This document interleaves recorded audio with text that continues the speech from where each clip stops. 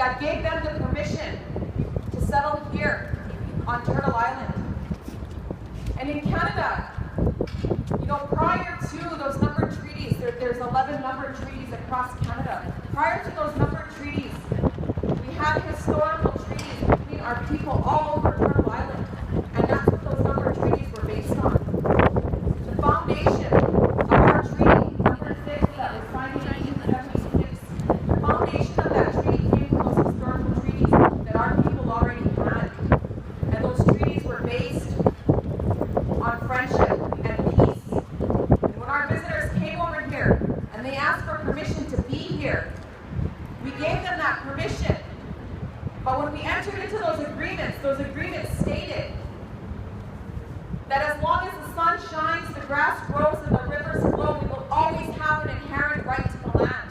We will always be able to go to the land to hunt, fish, trap, and forage. Just as if treaty had never been signed. And here we are today. From the foundation, from the beginning of those numbered treaties, it's always been about development. It's always been about what they say.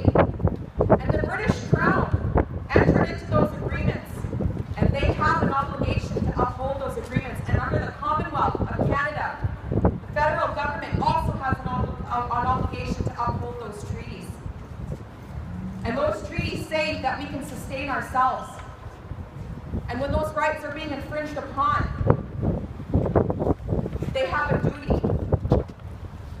And as Indigenous people, we have a right to self-determination. We are a nation within a nation, and it's time to start reminding these governments about that. It's time to start reminding both of these governments that they do not have the right to covet our air and our water. The milk of our mother. They do not have the right to commodify what gives us life. And so in 2008, my nation, under former retired Chief Lameman, filed a statement of claim in the Alberta Court of Queen's Bench, where we cited over 19,000 treaty rights violations and infringements in relation to industrial impacts on our traditional territory. And our traditional territory, the Beaver Treaty, spans about 38,000 square kilometers, and about 34,000 square kilometers of that has been illegally leased out to every major oil company in the world.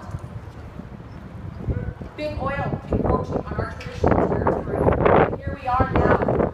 Here we are now with moose, with pus bubbles under the skin, here with green meat. Boiled water advisories, airlifting our babies to the urban medical centers for drinking contaminated water. And we took our treaty